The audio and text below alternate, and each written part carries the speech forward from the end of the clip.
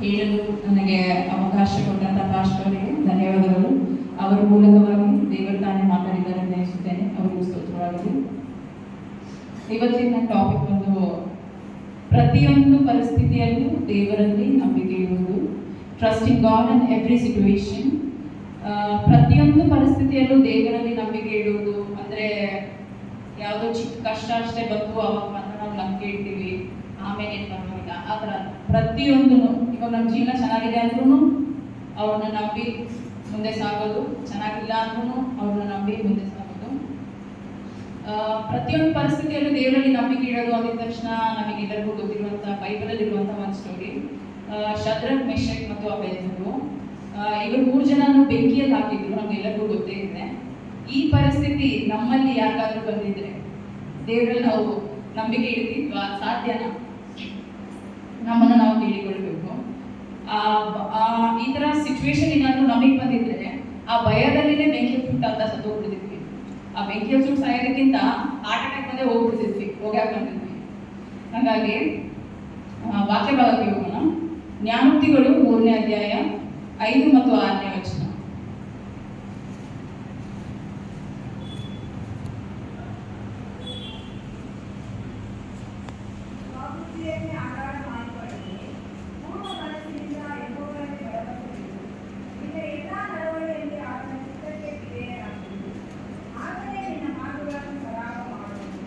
Hallelujah, amen.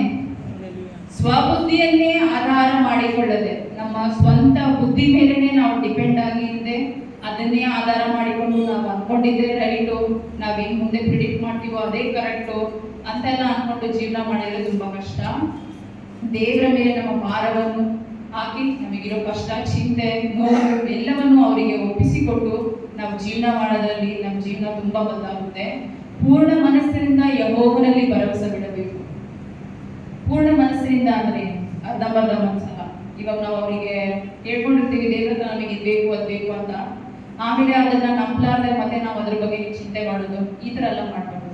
ಇದೇ ಪೂರ್ಣ ಮನಸ್ಸಿನಿಂದ ಯೆಹೋವನಲ್ಲಿ ಭರವಸೆ ಬಿಡುವುದು ಅಂದ್ರೆ. ನಿನ್ನ ಎಲ್ಲಾ ನಡವಳಿಕೆಯಲ್ಲಿ ಆತನ ಚಿತ್ತಕ್ಕೆ ವಿಧೇಯನಾಗಿರು, ಆತನೇ ನಿನ್ನ ಮಾರ್ಗಗಳನ್ನು ಸರಾಗು ಮಾಡುವನು. ನಿನ್ನ ಎಲ್ಲಾ ನಡವಳಿಕೆಯಲ್ಲಿ ಆತನ ಚಿತ್ತಕ್ಕೆ ವಿಧೇಯನಾಗಿರು. ಇವಾಗ ನೀವೇನೋ ಕೇಳ್ಕೊತಾ ಇದ್ದೀರಾ ದೇವರ ಹತ್ರ, ನಮಗೆ ಕೊಟ್ಟಿಲ್ಲ ಅವರು ಅಂತ ಅಂದ್ರೆ ಅದು ನೀವು ಡಿಸರ್ವಿಂಗ್ ಇಲ್ಲ ಅಂತ ಅರ್ಥ. ಅದು ದೇವರ ಚಿತ್ತಕ್ಕೆ ಅನುಸಾರವಾಗಿ ಅದಿಲ್ಲ ಅಂತ ಅರ್ಥ. ಅದಕ್ಕೋಸ್ಕರ ನಿಮಗೆ ಸಿಕ್ಕಿರಲ್ಲ. ಅದನ್ನ ಬಿಟ್ಬಿಟ್ಟು ನನಗೆ ದೇವ್ರು ಕೊಟ್ಟಿಲ್ಲ, ನಾನು ದೇವ್ರ ಹತ್ರ ಸಿಟ್ ಮಾಡ್ಕೊತೀನಿ, ನಾನು ಚರ್ಚಿಗೆ ಬರಲ್ಲ, ನಾನು ಪ್ರೇಯರ್ ಮಾಡಲ್ಲ, ಇದೆಲ್ಲ ಒಳ್ಳೆ ಕ್ರೈಸ್ತರ ಗುಣಾತಿಶಯಗಳು. ನಾವು ಎಲ್ಲಾನು ಅರ್ಥ ಮಾಡ್ಕೊಳ್ಳೋಕ್ಕಾಗಲ್ಲ. ಮನುಷ್ಯನ ಬುದ್ಧಿ, ಹ್ಯೂಮನ್ ಬ್ರೈನ್, ಹ್ಯೂಮನ್ ಬುದ್ಧಿ ಬಂದ್ಬಿಟ್ಟು ಒಂದು ಲೆವೆಲಿಗೆ ಮಾತ್ರ ಸೀಮಿತ. ಅದನ್ನ ನೀವು ಹೆಂಗೆ ಯೂಸ್ ಮಾಡ್ಕೊತೀರಾ ಅನ್ನೋದು ನಿಮ್ಮ ಮೇಲೆ ಬಿಟ್ಟಿತ್ತು. ಇವಾಗ ನಾವೆಲ್ಲರೂ ನಮ್ಮ ಕೈ ಹಿಡಿದಿಟ್ಕೊಳೋಕೆ ಸಾಧ್ಯ ಇಲ್ಲ. ದೇವ್ರ ಮೇಲೆ ನಾವು ಖಂಡಿತ ನಾವು ನಮ್ಮ ಭಾರನ ಹಾಕ್ಲೇಬೇಕಾಗುತ್ತೆ. ಆ ಥರ ಮಾಡ್ಬಿಟ್ಟು ನಾವು ಮುಂದೆ ಜೀವನದಲ್ಲಿ ಸಾಗಿದ್ರೆ ಪ್ರತಿಯೊಂದು ಹೆಜ್ಜೆಯು, ಪ್ರತಿಯೊಂದು ಕಾರ್ಯವು ಖಂಡಿತವಾಗಿಯೂ ದೇವರ ನಾಮದಲ್ಲಿ ಸಫಲವಾಗುತ್ತದೆ. ಯಾಕೆ ನನಗೆ ಹೀಗಾಯ್ತು, ಯಾಕೆ ನನಗೆ ಹೀಗಾಗಲಿಲ್ಲ, ಇದಾಗಬೇಕಿತ್ತಲ್ಲ, ಇದ್ಯಾಕಾಗಲಿಲ್ಲ, ಈ ಥರ ನಾವು ನಮ್ಮನ್ನು ನಾವೇ ಕ್ವೆಶನ್ ಮಾಡ್ಕೊಳ್ಳೋದಕ್ಕಿಂತ ದೇವರಲ್ಲಿ ನಿರೀಕ್ಷೆ ಇಟ್ಕೊಂಡು ಇವಾಗ ಇದಾಗಲಿಲ್ಲ ಅಂದ್ರೆ ಮುಂದೆ ಆಗ್ತೇವೆ, ನಿನಗೆ ಇದಾಗ್ತಿಲ್ಲ ಅಂದ್ರೆ ಈ ಟೈಮ್ ನನ್ನ ದೇವ್ರು ಪ್ರೊಟೆಕ್ಟ್ ಮಾಡ್ತಿದ್ದಾರೆ, ನಿನಗೆ ರಕ್ಷಣೆ ಕೊಡ್ತಾ ಇದ್ದಾರೆ. ಇವಾಗ ಈ ಟೈಮ್ ನಿನಗೆ ಇವಾಗ ನೀನು ಇವಾಗ ಆಶೀರ್ವಾದ ಕೊಟ್ಟರು ನೀನು ಅದನ್ನ ಪ್ರಾಪರ್ ಆಗಿ ಯೂಸ್ ಮಾಡ್ಕೊಳಲ್ಲ. ಹಾಗಾಗಿ ದೇವ್ರು ಯಾವಾಗ ಕೊಡ್ತಾರೋ ಅವಾಗ ಅದನ್ನ ತಗೊಂಡು ಅವಾಗ ನೀವು ಸಫಲವಾಗ್ತೀರಾ. ನಮ್ಗೆ ಇವಾಗ ಒಂದ್ ಸ್ವಲ್ಪ ಪಿಕ್ಚರ್ ಕಾಣ್ತಾ ಇದೆ, ಇವಾಗ ಹಿಂಗ್ ನೋಡ್ತಾ ಇದೀವಿ ಅಂದ್ರೆ ನಾವು ಇದನ್ನ ಮಾತ್ರ ಅನಲೈಸ್ ಮಾಡಕ್ ಸಾಧ್ಯ. ಆದ್ರೆ ದೇವರಿಗೆ ಕಂಪ್ಲೀಟ್ ಪಿಕ್ಚರ್ ಕಾಣುತ್ತೆ, ಸಂಪೂರ್ಣವಾದ ಚಿತ್ರ ಕಾಣ್ಬಿಡುತ್ತೆ. ನಿನ್ ಮುಂದೆ ಚೆನ್ನಾಗಿ ಮಾತಾಡ್ತಿರೋರು ನೀನ್ ಎಂದೇ ಹೆಂಗಿರ್ತಾರೆ ಅನ್ನೋದು ಗೊತ್ತಿರುತ್ತೆ. ಹಾಗಾಗಿ ನಾವು ಸಂಪೂರ್ಣವಾಗಿ ದೇವರ ಮೇಲೆ ಎಲ್ಲಾ ಸಿಚುವೇಶನ್ ಅಲ್ಲಿನೂ, ಯಾವುದೇ ಪರಿಸ್ಥಿತಿ ಇರಲಿ, ಎಲ್ಲಾ ಪರಿಸ್ಥಿತಿಯಲ್ಲಿನೂ ದೇವರಲ್ಲಿ ನಂಬಿಕೆ ಇಟ್ಟು ಮುಂದೆ ಸಾಗ್ತಾ ಇರೋಣ. ಯೆರೆಮೀಯ 29ನೇ ಅಧ್ಯಾಯ 11ನೇ ವಾಕ್ಯ.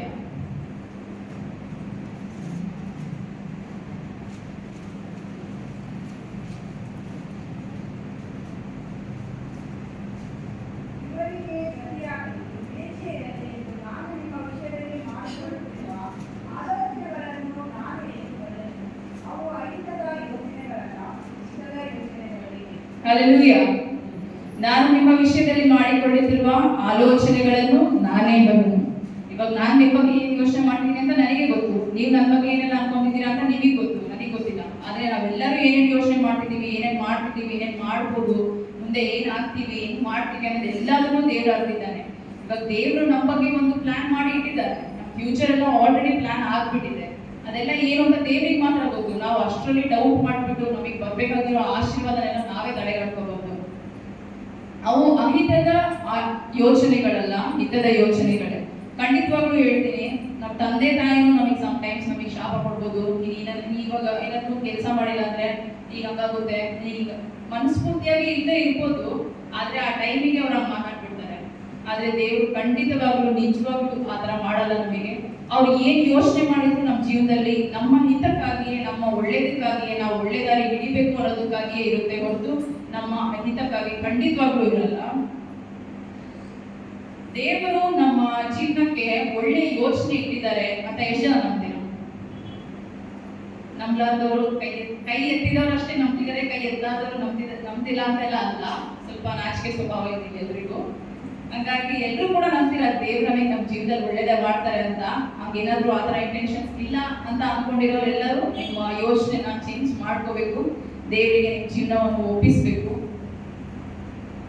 ನನಗಿವಾಗ ಆಗ್ಬೇಕಿತ್ತು ಈ ವಿಷಯ ಒಂದು. ಇವಾಗ ನಾನು ಏನೋ ಬೇಡ್ಕೊಂಡಿದ್ದೀನಿ, ಆ ವಿಷಯ ನನಗೆ ಇವಾಗ ಆಗ್ಬೇಕಿತ್ತು. ಕರೆಕ್ಟ್ಲಿ ನನಗೆ ಇವತ್ತು ನನಗೆ ನಾಳೆ ಬೇಕಿತ್ತು, ಆದ್ರೆ ನನಗೆ ನಾಳೆ ನಡೀಲಿಲ್ಲ ಅಂದ್ರೆ ಹೇಗೆ? ಇವಾಗ ದೇವ್ರು ನನ್ನ ಪ್ರೇಯರ್ ಕೇಳಿಸ್ಕೊತಿಲ್ಲ, ದೇವ್ರು ನನಗೆ ಉತ್ತರ ಕೊಡ್ತಿಲ್ಲ, ಆ ಥರ ಎಲ್ಲ ಅನ್ಕೋಬೇಡಿ. ದಯವಿಟ್ಟು ನಿರೀಕ್ಷೆ ಇರಬೇಕು. ನಾನು ನಂಬಿದ್ದೀನಿ ಆದ್ರೂ ನನಗೆ ಸಿಕ್ಕಿಲ್ಲ, ನಾನು ಫಾಸ್ಟಿಂಗ್ ಪ್ರೇಯರ್ ಮಾಡಿದ್ದೀನಿ, ನಾನು ಎಷ್ಟೆಲ್ಲ ಪ್ರೇಯರ್ ಮಾಡಿದ್ದೀನಿ ಆದ್ರೂ ನನಗೆ ಸಿಕ್ಕಿಲ್ಲ ಅಂತ ಇರ್ಬೇಕು. ನಿರೀಕ್ಷೆ ಇರ್ಬೇಕಲ್ಲ ನಿಮ್ಮಲ್ಲಿ. ವೇಟ್ ಮಾಡ್ಬೇಕು. ಯಾರು ಬೈಬಲ್ ನಾವು ಎಷ್ಟೆಲ್ಲ ನೋಡಿದೀವಿ, ಎಷ್ಟೊಂದು ಜನ ಎಷ್ಟೆಲ್ಲ ವೇಟ್ ಮಾಡಿದ್ದಾರೆ. ಅಬ್ರಹಾಂ ಮತ್ತೆ ಅವ್ರ ವೈಫ್ ಅವ್ರು ಎಷ್ಟು ವೇಟ್ ಮಾಡಿದ್ದಾರೆ ಒಂದು ಮಗುಗಾಗಿ. ಈ ಕಾಲದಲ್ಲಿ ಅದು ಸಾಧ್ಯನಾ? 95 ಏಜ್ ಅಲ್ಲ ಅವರಿಗೆ ಮಗು ಹುಟ್ಟಿದ್ದು, 99 ಏಜ್ ಅಲ್ಲಿ. ಅದೆಲ್ಲ ಇವಾಗ ಸಾಧ್ಯನಾ? ಸಾಧ್ಯ ಇಲ್ಲ ಅಂತ ಎಲ್ಲರೂ ಸುಲಭವಾಗ್ತೀರ. ಆದ್ರೆ ಅಷ್ಟರ ಮಟ್ಟಿಗೆ ನಂಬಿಕೆ ಇಟ್ಟರೆ ಖಂಡಿತವಾಗ್ಲೂ ಆಗುತ್ತೆ. ಇವಾಗ ನಂಬಿಕೆ ಅಂದ್ರೆ ಏನು? ನಾವು ಫಸ್ಟ್ ಸ್ಟೆಪ್ ಏನ್ ಮಾಡ್ಬೇಕು? ನಮಗೇನೋ ಒಂದು ವಿಷಯ ಬೇಕಾಗಿದೆ, ಇವಾಗ ನಾವು ಅದನ್ನ ದೇವರಿಗೆ ಒಪ್ಪಿಸ್ಕೊಡ್ತಾ ಇದ್ದೀವಿ, ನಮಗೆ ಇವಾಗ ಅದು ಆಗ್ಬೇಕು. ನಾವ್ ಇವಾಗ ಅದನ್ನ ಹೆಂಗೆ ಫಸ್ಟ್ ಸ್ಟೆಪ್ ಏನು? ನಾವು ಅವ್ರ ಮೇಲೆ ನಂಬಿಕೆ ಇಡೋದು ಫಸ್ಟ್ ಸ್ಟೆಪ್ ಏನು ಅಂತಂದ್ರೆ ಕಂಟ್ರೋಲ್ ಬಿಟ್ಬಿಡ್ಬೇಕು. ನಮ್ಮ ಕೈ ಎಲ್ಲ ಕಂಟ್ರೋಲ್ ಮಾಡೋಕ್ಕಾಗುತ್ತೆ, ನಮ್ಮ ಕೈ ಎಲ್ಲರೂ ಇದೆ, ನಾನು ನೋಡ್ಕೊಂತೀನಿ, ನಾನು ಮಾಡ್ಕೊತೀನಿ, ಈ ತರ ಆಟಿಟ್ಯೂಡ್ ಏನಿದೆ ಇದನ್ನ ಬಿಟ್ಬಿಡ್ಬೇಕು. ಎಲ್ಲನೂ ದೇವ್ರ ಕೈಲಿ ಒಪ್ಪಿಸ್ಕೊಡ್ಬೇಕು. ಇವಾಗ ನಾವು ಅವ್ರ ಮೇಲೆ ನಂಬಿಕೆ ಇಟ್ಟಿದೀವಿ ಅಂದ್ರೆ ಅದನ್ನ ಕಂಟ್ರೋಲ್ ನಾವು ಬಿಟ್ಬಿಡ್ತಿದೀವಿ ಅಂತ ಅರ್ಥ. ಅದ್ರ ಬಗ್ಗೆ ಏನು ಚಿಂತನೆ ಮಾಡಬಾರ್ದು. ಇವಾಗ ನಾವು ಅವರಿಗೆಲ್ಲ ಒಪ್ಸಿ ಕೊಟ್ಟಿದೀವಿ, ಈ ಸಿಚುವೇಶನ್ ನನಗೆ ಇವಾಗ ಏನಂತಾನೆ ಅರ್ಥ ಆಗ್ತಿಲ್ಲ, ನನಗೆ ಏನ್ ಮಾಡ್ಬೇಕಂತಾನೆ ತಿಳಿತಿಲ್ಲ, ಈ ತರ ಸಿಚುವೇಶನ್ ನಮ್ಮ ಎಲ್ಲ ಜೀವನದಲ್ಲೂ ಬಂದಿರುತ್ತೆ. ಗೊತ್ತಿರೋ ಚಿಕ್ಕ ಮಕ್ಕಳಿಂದ ಹಿಡಿದು ಎಲ್ಲ ಜೀವನ ಮುಗಿಸಿ ವಯಸ್ಸಾಗಿ ಎಲ್ಲಾನು ನೋಡಿರೋವರೆಗೂ ಎಲ್ಲರಿಗೂ ಈ ಸಿಚುವೇಶನ್ ಬಂದಿರುತ್ತೆ. ಅಂತ ಟೈಮಲ್ಲಿ ನಾವು ಇವಾಗ ದೇವ್ರಿಗೆ ಬೇಡ್ಕೊಂತೀವಿ, ನನಗೆಲ್ಲ ನೀನೇ ನೋಡ್ಕೋಬೇಕಪ್ಪ, ನೀನು ತೋರಿಸಿದ್ದಾರೆ, ಈ ತರ ಎಲ್ಲ ಅನ್ಕೊಂತೀವಿ. ಎಲ್ಲ ಕರೆಕ್ಟು. ಇದೆಲ್ಲ ಮಾಡ್ಬಿಟ್ಟು ಮತ್ತೆ ನಾನು ಚಿಂತೆ ಮಾಡ್ಕೊಂತ ಕೂತ್ಕೊಂತೀನಿ, ನನಗಂದ್ರೆ ಹಿಂಗಾಯ್ತು, ಇದಕ್ಕಾಯ್ತು, ಅದೇನ್ ಮಾಡ್ಬೇಕು, ಇದರ ಚಿಂತೆ ಮಾಡೋ ಅದೆಲ್ಲ ವ್ಯರ್ಥ. ಅದು ವೇಸ್ಟ್, ಕಂಪ್ಲೀಟ್ಲಿ ವೇಸ್ಟ್. ನೀವು ಇವಾಗ ನಂಬಿಕೆ ಇಟ್ಟಿದ್ದೀನಿ ಅಂತ ನೀವು ಅನ್ಕೋಬಾರ್ದು. ನೀವು ನಿಜವಾಗ್ಲೂ ನಂಬಿಕೆ ಇಟ್ಟಿರೋರಾದ್ರೆ, ದೇವರಲ್ಲಿ ಭರವಸೆ ಇಟ್ಟು ಅವ್ರೇನ್ ಮಾಡ್ತಾರೋ ಅದನ್ನ ನಾನು ಸ್ವೀಕರಿಸ್ತೇನೆ ಅಂತ ಅನ್ಕೊಂಡಿರೋರಾದ್ರೆ ನೀವು ಇದನ್ನೆಲ್ಲ ಚಿಂತೆ ಮಾಡೋದು ಬಿಟ್ಬಿಡ್ಬೇಕು. ಫಿಲಿಪ್ಪಿದವರಿಗೆ ಬರೆದ ಪತ್ರಿಕೆ 4ನೇ ಅಧ್ಯಾಯ 6ನೇ ವಾಕ್ಯ.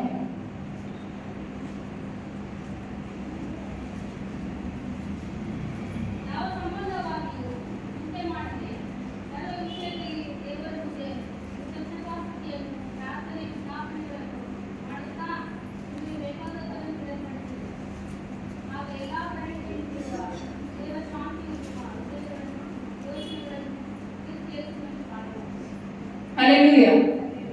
ದೇವರು ಹೇಳ್ತಿದ್ದಾರೆ, ಯಾವ ಸಂಬಂಧವಾಗಿಯೂ ಚಿಂತೆ ಮಾಡದೆ. ಯಾವ ಸಂಬಂಧವಾಗಿ ಅಂದ್ರೆ ಅರ್ಥ ಆಗ್ತಿದ್ದೀರಾ ನಿಮಗೆ? ಪ್ರತಿಯೊಂದೂ ನಿಮಗೆ ಇವಾಗ ಇಷ್ಟು ವಿಷಯಗಳಿಗೆ ಮಾತ್ರ ನೀವು ಚಿಂತೆ ಮಾಡ್ಬೋದು, ಅದೆಲ್ಲ ನಾನು ಮಾಡಲ್ಲ. ಇಷ್ಟು ವಿಷಯಗಳಿಗೆ ನೀವು ಚಿಂತೆ ಮಾಡದೇ ಇರ್ಬೋದು, ಆ ವಿಷಯಕ್ಕೆಲ್ಲ ನಾನು ಹೆಲ್ಪ್ ಮಾಡ್ತೀನಿ, ಈ ತರ ಹೇಳ್ತಾ ಇಲ್ಲ. ಯಾವ ಸಂಬಂಧವಾಗಿಯೂ ನಿಮ್ಮ ಕೈಲಿ ಊಹೆ ಮಾಡಕ್ಕೂ ಆಗ್ಲಾರದ ಮಟ್ಟಿಗೆ ನಿಮಗೆ ಹೆಲ್ಪ್ ಸಿಗುತ್ತೆ ಖಂಡಿತ. ಆದ್ರೆ ಅಷ್ಟರ ಮಟ್ಟಿಗೆ ನಂಬಿಕೆ ಪ್ರತಿಯೊಬ್ಬರು ದೇವರಲ್ಲಿ ಇಟ್ಟಿರ್ಬೇಕು. ಸರ್ವ ವಿಷಯದಲ್ಲಿ ದೇವರ ಮುಂದೆ ಕೃತಜ್ಞತೆಯನ್ನು, ಪ್ರಾರ್ಥನೆ, ವಿಜ್ಞಾಪನೆಗಳನ್ನು ಮಾಡುತ್ತಾ ನಿಮಗೆ ಬೇಕಾದದ್ದನ್ನು ತಿಳಿಯಪಡಿಸಿರಿ. ಸರ್ವ ವಿಷಯದಲ್ಲಿ, ಪ್ರತಿಯೊಂದು ವಿಷಯದಲ್ಲಿ, ಅದು ಎಷ್ಟೇ ಚಿಕ್ಕ ವಿಷಯನಾದ್ರೂ ಆಗಿರ್ಲಿ, ದೇವರನ್ನ ನಂಬಿ ಅವ್ರ ಕೈ ಒಪ್ಪಿಸಿಕೊಟ್ಟು ಅವರು ನಂಬಿ ಇವಾಗ ನಾನು ಮುಂದೆ ಸಾಧಿಸ್ತೀನಿ, ಈ ವಿಷಯ ನಾನು ಮಾಡ್ತೀನಿ ಅಂತ ತಿಳಿಯಪಡಿಸಿ. ಎಲ್ಲದರಲ್ಲಿಯೂ ನೀವು ಕೇಳ್ಕೋಬೇಕು. ಫಸ್ಟ್ ಪ್ರಾರ್ಥನೆಯಲ್ಲಿ ಕೇಳಿರಿ ಕೊಡಲ್ಪಡುವುದು, ಎಲ್ಲರಿಗೂ ಗೊತ್ತಿರುತ್ತೆ. ನಾನು ಕೇಳದೇ ಇಲ್ಲ ಆದ್ರೆ ನಮ್ಮ ಮನಸ್ಸೆಲ್ಲ ಅರ್ತಿದ್ದಾರೆ, ಈ ತರ ಎಲ್ಲ ನೀವು ಹೇಳ್ಬೋದು, ನೋಡ್ರು ಕೊಡ್ಬೋದು. ನಮ್ಮ ಮನಸ್ಸೆಲ್ಲ ದೇವರಿಗೆ ಗೊತ್ತಲ್ಲ, ಅವರೇ ತಿಳ್ಕೊಂಡು ಅವರೇ ಕೊಡಬೇಕು ಅಂತ. ಆದ್ರೂ ಬಾಯಿ ಬಿಟ್ಟು ಕೇಳಬೇಕಲ್ಲ, ಕೇಳಿದ್ರೇನೆ ಸಿಗುತ್ತೆ, ತಟ್ಟಿದ್ರೆ ಇರುವುದು. ಇದೆಲ್ಲನೂ ನಿಮಗೆ ಗೊತ್ತಿದೆ. ಇವರೆಲ್ಲ ಆಲ್ಮೋಸ್ಟ್ ವಯಸ್ಸು ನನಗಿಂತ ತುಂಬಾನೇ ದೊಡ್ಡವರು, ಬಹಳ ಚಿಕ್ಕ ನೋಡಿರೋದ್ರಿಂದ ಕೆಲವು ಚಿಕ್ಕ ಮಕ್ಕಳು ಬಿಟ್ಟು ಇವಳನ್ನೇ ನಮಗೆ ಬಂದು ಅಡ್ವೈಸ್ ಮಾಡ್ತಿದ್ದಾಳೆ ಅಂತ ಅನ್ಕೋಬಹುದು. ಆದ್ರೆ ವಯಸ್ಸಲ್ಲಿ ಚಿಕ್ಕವಳಾದ್ರೂ ಪರವಾಗಿಲ್ಲ, ಹೇಳ್ತಿದ್ದಾಳೆ, ಏನೋ ನಮಗೆ ಗೊತ್ತಿದೆ ವಿಷಯ ತಗೊಳ್ಳೋಣ ಅಂತ ತಗೊಂಡ್ರೆ ಎಲ್ರಿಗೂ ಒಳ್ಳೆಯದು. 7ನೇ ವಾಕ್ಯ ಓದಿಕೊಳ್ಳೋಣ. ಅದೇ ಫಿಲಿಪ್ಪಿದವರಿಗೆ ಬರೆದ 4ನೇ ಅಧ್ಯಾಯ 7ನೇ ವಾಕ್ಯ.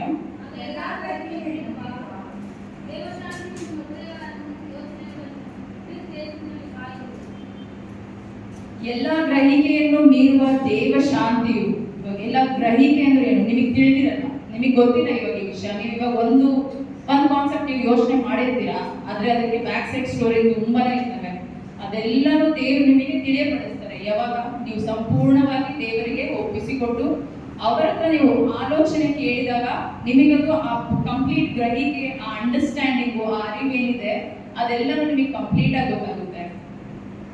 ಇಲ್ಲಿವರೆಗೂ ಎಲ್ರಿಗೂ ಕಷ್ಟ ಇದೆ, ಇಲ್ಲಿವರೆಗೂ ಏನು ಎಕ್ಸ್ಪ್ಲೇನ್ ಮಾಡಿದೀನಿ ಇದೆಲ್ಲದ್ರಲ್ಲೂ ಎಲ್ಲರಿಗೂ ಕಷ್ಟ ಇದೆ ಅಂತ ತಿಳ್ಕೊಂಡು ನಾನು ಎಕ್ಸ್ಪ್ಲೇನ್ ಮಾಡ್ತಾ ಇದ್ದೀನಿ ಅಂತ ಅನ್ಕೋಬೇಡಿ.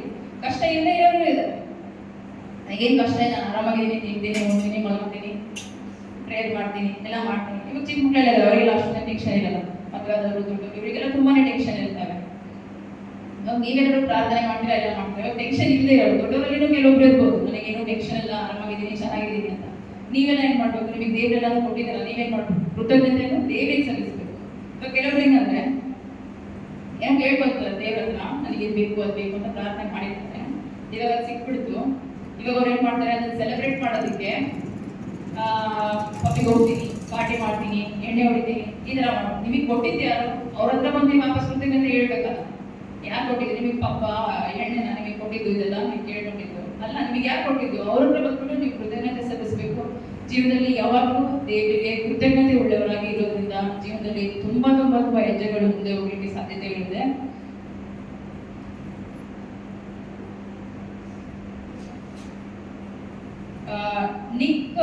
ನಿಕ್ ವೂಯಿಶಿಕ್ ಅಂತ ಒಬ್ರು ವ್ಯಕ್ತಿ ಇದ್ದಾರೆ. ಇದೊಂದು ರಿಯಲ್ ಲೈಫ್ ಸ್ಟೋರಿ. ನಿಕ್ ವೂಯಿಶಿಕ್ ಅಂತ ಹೇಳ್ಬಿಟ್ಟು ಒಬ್ರು ವ್ಯಕ್ತಿ ಇದ್ದಾರೆ. ಅವರು ಆಸ್ಟ್ರೇಲಿಯಾದಲ್ಲಿ ಹುಟ್ಟಿದ್ದಾರೆ. ಇವಾಗ ಅವರಿಗೆ 53 ವರ್ಷ. ಆ ವ್ಯಕ್ತಿ ಬಂದ್ಬಿಟ್ಟು ಹುಟ್ಟದಿಂದಾನೇ ಅವರಿಗೆ 2 ಕೈ ಇಲ್ಲ, 2 ಕಾಲಿಲ್ಲ, ಬಾಡಿ ಇದೆ. ಕೆಲವೊಬ್ರಿಗೆ ಗೊತ್ತಿರ್ಬೋದು, ಕೆಲವೊಬ್ರಿಗೆ ಗೊತ್ತಿಲ್ಲದೆ ಇರ್ಬೋದು. ಕೈ ಅಂದ್ರೆ ಸುಮ್ಮನೆ ಇಷ್ಟು ಪಾರ್ಟ್ ಇಂದ ಮಾತ್ರ ಇಲ್ಲ ಅಂತಲ್ಲ, ಕಂಪ್ಲೀಟ್ಲಿ ಫುಲ್ ಶೋಲ್ಡರ್ ಇಂದಾನೆ ಅವ್ರಿಗೆ 2 ಕೈಗೂ ಇಲ್ಲ, 2 ಕಾಲೂ ಇಲ್ಲ ಅವರಿಗೆ. ಒಂದು ಚಿಕ್ಕ ಪಾರ್ಟ್ ಆಫ್ ಮಾಂಸ ಮಾತ್ರ ಅವರಿಗೆ ಇಲ್ಲಿಂದ ಅಟ್ಯಾಚ್ ಆಗ್ಬಿಟ್ಟು 2 ಕಾಲು ಬೆರಳು. ಅದನ್ನು ಅಬ್ನಾರ್ಮಲ್ ಇರೋರಿಗೆ ಯಾವ ಥರ ಇರುತ್ತೆ ಅಂತ ನೀವು ಯೋಚನೆ ಮಾಡ್ಕೋಬಹುದು. ಆ ಥರ ಇತ್ತು ಅವ್ರಿಗೆ. ಅದರಲ್ಲಿನೇ ಅವರೆಲ್ಲನೂ ಹಿಂಗೆ ಬರೆಯೋದಕ್ಕೆ, ಏನಾದರೂ ಆರ್ಟ್ ಮಾಡೋದಕ್ಕೆ, ಈ ಥರ ಎಲ್ಲದಕ್ಕೂ ಯೂಸ್ ಮಾಡಿ ಇವಾಗ ಒಂದು ಮಟ್ಟಿಗೆ ಕಲ್ತಿದ್ದಾರೆ. ಆಮೇಲೆ ಅವ್ರಿಗೆ ಒಂದು ಸರ್ಜರಿ ಮಾಡಬೇಕು ಅಂತ ಹೇಳ್ಬಿಟ್ಟು ಅದು ಅವರಿಗೆ ಮುಂದೆ ಜೀವನಕ್ಕೆ ಬೆನಿಫಿಷಿಯಲ್ ಆಗಿರುತ್ತೆ ಅಂತ ಹೇಳ್ಬಿಟ್ಟು ಅದನ್ನು ಕಟ್ ಮಾಡಿಬಿಟ್ಟು ಆ ಸರ್ಜರಿಯಲ್ಲಿ ಅದನ್ನು ತೆಗೆದುಬಿಟ್ರು. ಅವರಿಗೆ 10 ವಯಸ್ಸಿದ್ದಾಗ ಅವರು ಸೂಸೈಡ್ ಮಾಡ್ಕೋಬೇಕು ಅಂತ ಡಿಸೈಡ್ ಮಾಡಿಬಿಟ್ಟು ಸೂಸೈಡ್ ಮಾಡ್ಕೋಬೇಕು ಅಂತ ಡಿಸಿಷನ್ ತಗೊಂಡ್ಬಿಟ್ಟಿದ್ರು. ಆಮೇಲೆ ಎಲ್ಲ ನೆನಪೆಲ್ಲ ತಗೊಂಡು ತುಂಬ ಈ ಥರ ಕೌನ್ಸಿಲಿಂಗು, ಅವ್ರ ಪೇರೆಂಟ್ಸ್ ಎಲ್ಲ ತುಂಬ ಹೆಲ್ಪ್ ಮಾಡಿದ್ದಾರೆ. ಇಲ್ಲಿಗೂ ಎಷ್ಟೊಂದು ಜನಕ್ಕೆ ಸೂಸೈಡ್ ಎಲ್ಲ ಮಾಡ್ಕೋಬೇಕು ಅಂತ ಖಂಡಿತವಾಗ್ಲೂ ಅನ್ಸೇ ಇರುತ್ತೆ. ಚಿಕ್ಕ ಪುಟ್ಟ ವಿಷಯಕ್ಕೆಲ್ಲನೂ ಇವಾಗ ಚಿಕ್ಕ ಹುಡುಗರಿಂದ ಒಂದು ಎಕ್ಸಾಮ್ ಫೇಲ್ ಆಗಿಬಿಟ್ರೆ ಸೂಸೈಡ್ ಮಾಡ್ಕೋಬೇಕು ಅಂತ ಅನ್ಕೊಂತಾರೆ. ನನ್ನ ಗಂಡ ಸರಿ ಇಲ್ಲ, ನನ್ನ ಗಂಡ ಹತ್ರ ಮಾತಾಡ್ತಾನೆ, ನನ್ನ ಗಂಡನ ಹತ್ರ ಮಾತಾಡಲ್ಲ, ಇಂಥದಕ್ಕೆಲ್ಲಾನು ಇಷ್ಟು ಚಿಕ್ಕ ವಿಷಯದಿಂದ ಅಷ್ಟು ದೊಡ್ಡ ವಿಷಯವರೆಗೂ ಎಲ್ಲರಿಗೂ ಸೂಸೈಡ್ ಮಾಡ್ಕೋಬೇಕು ಅಂತ ಅನ್ಸೇ ಇರುತ್ತೆ. ಆದ್ರೆ ಅದನ್ನೆಲ್ಲ ದಾಟಿ ಇವಾಗ ಎಷ್ಟೊಂದು ಜನ ಇಲ್ಲಿ ಕೂತಿದ್ದೀರಾ, ಅದನ್ನೆಲ್ಲ ಸೂಸೈಡ್ ಎಲ್ಲ ಮಾಡ್ಕೋಬೇಕು ಅನ್ನೋ ಥಾಟ್ಸ್ ಎಲ್ಲ ತೆಗೆದ್ಬಿಟ್ಟು ಇವಾಗ ಇಲ್ಲಿ ಕೂತಿದ್ದೀರಾ ಅಂದ್ರೆ ದೇವರಿಗೆ ನಿಜವಾಗ್ಲೂ ನೀವು ಕೃತಜ್ಞತೆ ಸಲ್ಲಿಸಬೇಕು. ಮತ್ತೆ ನಿಕ್ ವೂಯಿಶಿಕ್ ಅನ್ನೋ ವ್ಯಕ್ತಿ ಬಂದ್ಬಿಟ್ಟು ಈ ಥರ 10 ವಯಸ್ಸಿರ್ಬೇಕಾದ್ರೆ ಸೂಸೈಡ್ ಮಾಡ್ಕೋಬೇಕು ಅಂದ್ಕೊಂಡ್ರು, ಅವರಿಗೆಲ್ಲ ಹೆಲ್ಪ್ ಸಿಕ್ತು. ಆಮೇಲೆ ಇವಾಗ ಅವರು ಎಲ್ಲರಿಗೂ ಒಂದು ಇವ್ಯಾಂಜಲಿಸ್ಟ್ ಆಗಿದ್ದಾರೆ. ಮೋಟಿವೇಶನಲ್ ಸ್ಪೀಚ್ ಕೊಡ್ತಾರೆ, ಇವ್ಯಾಂಜಲಿಸ್ಟ್ ಆಗ್ತಾರೆ. ಒಂದು ಹೈಸ್ಕೂಲಲ್ಲಿ ಇರಬೇಕಾದ್ರೆ ಅವರು ಅವ್ರ ಸ್ಕೂಲಲ್ಲಿ ಕೆಲಸ ಮಾಡೋ ಒಂದು ವ್ಯಕ್ತಿ, ಒಂದು ಲೇಡಿ ಬಂದ್ಬಿಟ್ಟು ಅವರಿಗೆ ಹೀಗೆ ಮೋಟಿವೇಟ್ ಮಾಡಿದ್ದಾರೆ. ಈಗ ಕೈ ಇಲ್ಲ ಕಾಲಿಲ್ಲ ಅಂತೆಲ್ಲ ಹಿಂಗೆ ದುರಾಶೆ ಆಗ್ಬೇಡಿ, ನಿರಾಶೆ ಪಡಬೇಡ್ರಿ, ನಿಮಗೆ ತುಂಬ ಲೈಫ್ ಇದೆ, ನೀವು ಈ ಥರ ದೇವರಲ್ಲಿ ಈಗೆಲ್ಲ ಫೇತ್ ಇಡ್ಬೋದು, ನಂಬಿಕೆ ಇಡ್ಬೋದು, ಈ ಥರ ಮುಂದೆ ಜೀವನ ಇದೆ, ಭಾಳ ಜೀವನ ಈ ಥರ ಬದಲಾಗಿದೆ ಅಂತ ಹೇಳ್ಬಿಟ್ಟು ಅವರಿಗೊಬ್ರು ಲೇಡಿ ಹೇಳಿದ್ದಾರೆ. ಅವ್ರ ಸ್ಕೂಲಲ್ಲಿ ಈ ಥರ ಕ್ಲೀನ್ ಮಾಡೋರಲ್ಲ ಲೇಡಿ ಇರ್ತಾರಲ್ಲ, ಅವ್ರು ಹೇಳಿದ್ದಾರೆ. ಅವರು ಅದನ್ನ ಮೋಟಿವೇಶನ್ ಆಗಿ ತಗೊಂಡ್ಬಿಟ್ಟು ದೇವರಲ್ಲಿ, ಯೇಸು ಕ್ರಿಸ್ತನಲ್ಲಿ ಕಂಪ್ಲೀಟ್ ಫೇತ್, ಕಂಪ್ಲೀಟ್ ಸಂಪೂರ್ಣವಾಗಿ ಒಪ್ಪಿಸಿಕೊಟ್ಟು ಅವರು full day and night all time ಅವ್ರು ದೇವರಿಗೇನೆ ಟೈಮ್, ಅವ್ರ ಜೀವನದ ಟೈಮ್ ಎಲ್ಲ ಅವರಿಗೆ ಕೊಟ್ಟು ಇವಾಗ ಅವರು ಒಂದು ಇವ್ಯಾಂಜಲಿಸ್ಟ್ ಆಗಿದ್ದಾರೆ. ಎಷ್ಟೋ ಜನ ಅವ್ರ ಸ್ಪೀಚ್ ಎಲ್ಲ ಕೇಳಿಸ್ಕೊತಾರೆ, ಅವರು ಎಷ್ಟು ಮೋಟಿವೇಶನ್ ಸ್ಪೀಚ್ ಕೊಡ್ತಾರೆ, ಇವಾಗ ಒಳ್ಳೆ ಇವ್ಯಾಂಜಲಿಸ್ಟ್ ಆಗಿದ್ದಾರೆ ಅವರು. ಈ ತರ ಎಷ್ಟೊಂದು ಜನ ಈ ತರ ಕೈ ಕಾಲಿಲ್ಲ ಅಂದ್ರೆ ಹೆಂಗೆ, ಸ್ವಲ್ಪ ಕಾಲು ನನಗೆ ಮೇಲೆ ಹತ್ತಿ ಬರೋಕ್ಕೆ ಮೊಣಕಾಲು ನೋವಾಗುತ್ತೆ ಅನ್ನೋ ತರ ನಾನು ಅದ್ರಲ್ಲಿ ಇಷ್ಟ ನಾನು. ಈ ತರ ಎಲ್ಲ ಎಷ್ಟೊಂದು ಜನ ಇದ್ದೀವಿ, ಆದ್ರೆ ಅವ್ರಿಗೆ ಕೈಯೂ ಇಲ್ಲ ಕಾಲೂ ಇಲ್ಲ, ಆದ್ರೂ ದೇವರಿಗೆ ಅಷ್ಟು ಫೇತ್ಫುಲ್ ಆಗಿದ್ದಾರೆ ಅವರು. ಈ ತರ ಜನದ ಮಧ್ಯೆ ಎಲ್ಲ ನಾವು ಇರ್ಬೇಕಾದ್ರೆ ಇದೆಲ್ಲ ನಾವು ನೋಡಿ ಕಲಿಬೇಕಾಗುತ್ತೆ. ಇವಾಗ ಹೇಳ್ತಿದ್ದೀನಿ, ಇವಾಗ ಇದು ತಾತ್ಕಾಲಿಕವಾಗಿ ಅಷ್ಟೇ ನಮ್ಮ ಬ್ರೈನಲ್ಲಿ ಇರುತ್ತೆ, ಆಮೇಲೆ ಹೊರಟೋಗುತ್ತೆ ಖಂಡಿತವಾಗ್ಲು. ಹ್ಯೂಮನ್ ಟೆಂಡೆನ್ಸಿನೇ ಅಷ್ಟು ಏನು ಮಾಡೋಕ್ಕಾಗಲ್ಲ. ಒಂದು ಚಿಕ್ಕ ಸಾಕ್ಷಿ ಹೇಳ್ಬೇಕು ಅನ್ಕೊಂಡಿದ್ದೇನೆ ನನ್ನ ಲೈಫ್ದು. ಏನು ದೊಡ್ಡ ವಿಷಯ ಇಲ್ಲ, ಏನು ದೊಡ್ಡದಾಗಿ ಎಕ್ಸ್ಪೆಕ್ಟ್ ಮಾಡಬೇಡಿ. ನನ್ನ ಲೈಫಲ್ಲಿ ಏನು ಟೆನ್ಷನೇ ಇಲ್ಲ, ಜೀವನದಲ್ಲಿ ಏನು ಸ್ಟ್ರೆಸ್ಸು ಟೆನ್ಷನ್ ಈ ಥರ ಎಲ್ಲ ಏನೂ ಇಲ್ಲ, ಭಾಳನೇ ಆರಾಮಾಗಿದ್ದೀನಿ. ನಾನು ಡೈಲಿ ಹೇಳ್ತಾ ಇರ್ತೀನಿ ಎಷ್ಟು ಆರಾಮಾಗಿದ್ದೀನಿ ನಾನು, ನನಗೆ ಏನು ಟೆನ್ಷನ್ ಇಲ್ಲ, ಏನೂ ಇಲ್ಲ, ನನಗೆ ಸ್ಟ್ರೆಸ್ ಇಲ್ಲ. ನನಗೆ ಸ್ಕೂಲು ಕಾಲೇಜೆಲ್ಲ ಹೋಗ್ತಾ ಇರ್ಬೇಕಾದ್ರೆ ಅವಾಗ ಒಂದೇನೋ ಟೆನ್ಷನ್ ಇರ್ತಾ ಇತ್ತು, ಇದು ಹೋಮ್ವರ್ಕು ಸ್ಕೂಲು ಎಕ್ಸಾಮ್ ಈ ಥರ ಎಲ್ಲ. ಇವಾಗ ಕರೆಂಟ್ಲಿ ನನ್ನ ಲೈಫ್ ಸ್ಟೇಟಸ್ಸು 1% ನನಗೆ ಯಾವುದ್ರ ಬಗ್ಗೆನೂ ಟೆನ್ಷನ್ ಇಲ್ಲ. ನಾನು ನಿಜವಾಗ್ಲೂ ಭಾಳ ಗ್ರೇಟ್ಫುಲ್ ಆಗಿದ್ದೀನಿ ದೇವರಿಗೆ, ಭಾಳನೇ ಥ್ಯಾಂಕ್ಫುಲ್ ಆಗಿದ್ದೀನಿ. ಯಾರು ಕಂಡುಬಿಡ್ಬೇಡಿ ನನ್ನ ಲೈಫಿಗೆ. ನಾ ಇವಾಗ ಹೇಳಿದ ಸಾಕ್ಷಿ ಮೇಲೆ ನಿಮ್ಮೆಲ್ಲರ ಜೀವನನೂ ನಂತರ ಸ್ಟ್ರೆಸ್ ಇಲ್ಲದೆ ಟೆನ್ಷನ್ ಇಲ್ಲದೆ ಇರಲಿ ಅಂತ ಆರೈಸಿ ಆಶಿಸ್ತೀನಿ. Thank you. ಇನ್ನೊಂದು ವಿಷಯ ಹೇಳಬೇಕು ಅಂದರೆ, ಒಂದು ಇನ್ಸ್ಟಾಗ್ರಾಮ್ ನೋಡ್ತಾ ಇದ್ದೆ, ಅದರಲ್ಲಿ ಒಂದು ವಿಡಿಯೋ ಬಂತು. ಒಂದು ಏಲಿಯನ್ ಮತ್ತೆ ಅದು ಫೇಕ್ ಇರ್ಬೋದು, AI ಜನರೇಟೆಡ್ ಕಂಪ್ಯೂಟರೈಸ್ಡ್ ವರ್ಷನ್ ಅದು. ಒಂದು ಏಲಿಯನ್ ಮತ್ತೆ ಒಂದು ಮನುಷ್ಯ, ಒಂದು ಫುಲ್ಲಿ ಗ್ರೋನ್ ಮನುಷ್ಯ ಮತ್ತೆ ಒಂದು ಏಲಿಯನ್ ಮಾತಾಡ್ತಾ ಇದ್ದಾರೆ. ಆ ಏಲಿಯನ್ ಹತ್ರ ಮನುಷ್ಯ ಕೇಳ್ತಿದ್ದಾನೆ, ಓ ನೀನು ಏಲಿಯನ್ನ, ನಿಮ್ಗೆ ಜೀಸಸ್ ಗೊತ್ತಾ ಅಂತ ಇದ್ದಾರಲ್ಲ. ಓ ಹಾಗಾದ್ರೆ ಬೇರೆ ಪ್ಲಾನೆಟ್ಸ್ ಎಲ್ಲ ಇದ್ದಾವೆ, ನೀವೆಲ್ಲ ಬೇರೆ ಯೂನಿವರ್ಸ್ ಎಲ್ಲ ಇಲ್ಲಿಗೆ ಬಂದಿದ್ದೀರಾ, ಬೇರೆ ಪ್ಲಾನೆಟಿಂದ ನೀವು ಇಲ್ಲಿಗೆ ಬಂದಿದ್ದೀರಾ, ನಿಮಗೆ ಜೀಸಸ್ ಗೊತ್ತಾ, ನಿಮ್ಮ ಪ್ಲಾನೆಟಲ್ಲೆಲ್ಲ ಜೀಸಸ್ ಇದ್ದಾರಾ, ನಿಮಗೆ ಗೊತ್ತಾ ಅಂತ ಈ ಥರ ಕೇಳಿದ್ದಾನೆ ಆ ಮನುಷ್ಯ.